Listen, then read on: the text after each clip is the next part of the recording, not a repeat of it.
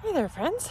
I am outside tagging my dahlias so I know how I need to store them, so I can store all the tubers together. And I thought I have some of our kind of experimental planting. If you remember, a couple months ago, I had about, I think, 21 crates of dahlias and glads that I needed to find a home for. And I thought I would just give you a little bit of an update as I'm tagging here on how they're doing. I have quite a few that I don't think they're going to bloom because we're getting pretty close to frost. We're getting close to the end of our growing season, but the plants are looking really healthy, and I'm really happy with the things that are blooming that I'm finding. So the first one here fell over, obviously needs support. That's going to be part of my notes. I mean, look at that. It's a beautiful pink. I'm calling it watercolor because I have no idea what what the actual variety is. But let's take a look here at some of these other guys. It has a little bit of damage, but a beautiful yellow. I'm gonna flip around so I can show you kind of this whole patch and show you how our hard work has paid off. Okay, so if you remember way back, this was a totally clear patch of dirt, totally clear bed that my mom and I cleaned out, and you can see there's a lot of blooms going on. Got some open face daisy types. I'll probably call those out because I don't really like an open face for cuts. They're pretty. Maybe I'll save a few as kind of a decoy bug magnet. That one is really pretty, kind of rusty color, open face, but I'll still keep it. There's another open face, kind of a magenta and pale yellow with that open face. Really pretty. There's one right over there I'm gonna walk over to and show you. All right, so this is one I do have already, but I'm glad to see it again. I call this a raspberry lemonade. It's a little bit faded out, but it gives a real bright pink and bright yellow, and it's really neat in bouquets. This similar form to the one I found on the other side, which is more of a kind of a rusty red. This is real bright pink and white. This one, fantastic color again, kind of a rusty red. When this isn't open, obviously, but when it opens, it's a really neat form. Another open face yellow. And it's possible, since it's late in the season, that is why these are open face. So I'm gonna keep these, even though I don't love an open face for a cut.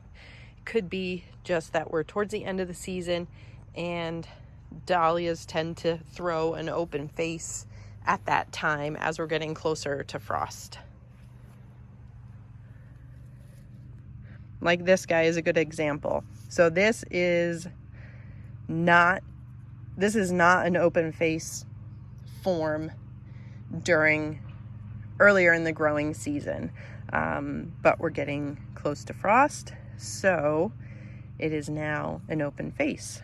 So if you can imagine, this one is almost like it looks kind of like a firework because it's got that form all the way across the face earlier in the season. Really pretty. And I just love this color for fall. This is a little bit washed out. It's an older bloom, but it's a real kind of orangey apricot, just a beautiful color.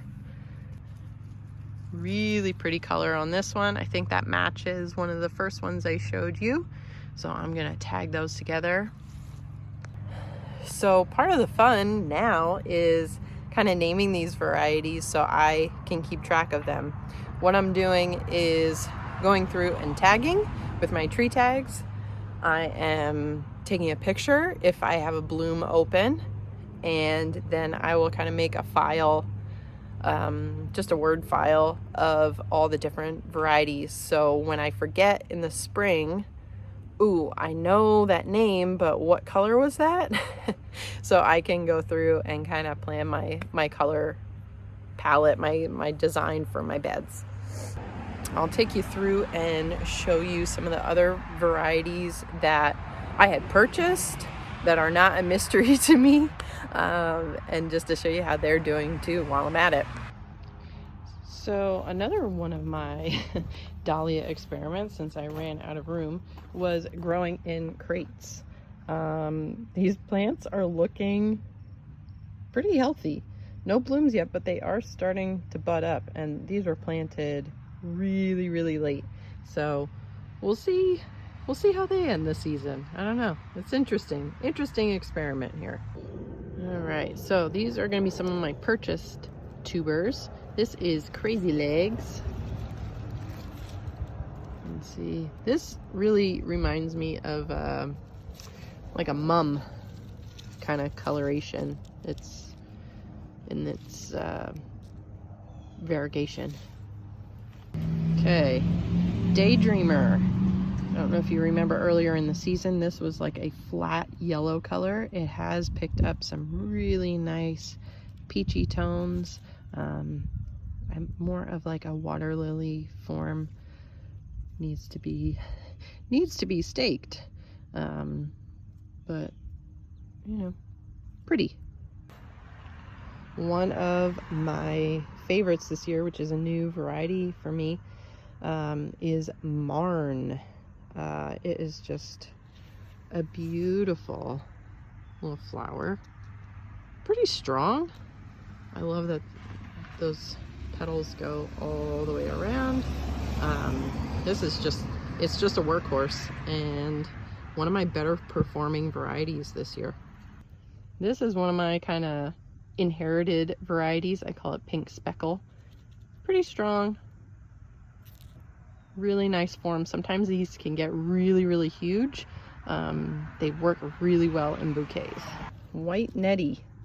Not usually one of my favorites. However, my other two whites, my favorite whites, Bridezilla and Bride to Be, did not come up this year. I don't know what happened to my tubers, but White Nettie has been kind of White Nettie has kind of saved me in terms of having a white dahlia to add to a bouquet. This is one of my taller varieties and my favorite. It is, obviously it's not in bloom right now, but it's getting ready. This is Diva, and this is a fantastic dark purple. Andrew Charles. These blooms are looking kind of wonky, but another fantastic apricot. Another nice one I have that is not in bloom right now is called Teddy, and that is just beautiful as well. Crossfield Ebony. Super cute, tiny, strong, lasts very well in the vase. Perfect for just like filling in little spots where you need a little pop of color. And Jitterbug. Jitterbug has this year really performed very well for me. It hasn't been a super fantastic dahlia year. Jitterbug is just like a cute little pink with yellow in the throats of the petals. Super cute, little pop of color, like, I'm here. Another good kind of filler, mid-sized filler dahlia. Okay, that'll do it for our fall dahlia tour. I am gonna keep moving through my other beds and keep tagging. Hopefully there's enough time left in the growing season where I'll get a couple blooms off of these other mystery tubers. So I'll be able to tag them and have them better organized for next year. I'm just gonna keep going here, working through my other tasks that I need to do to prepare for fall, prepare for frost, so I'm not scrambling around because I don't remember what variety I planted there. So just trying to work ahead a little bit and go into fall and winter prepared as I can be. I hope everyone is having a great day, and we will see you next time.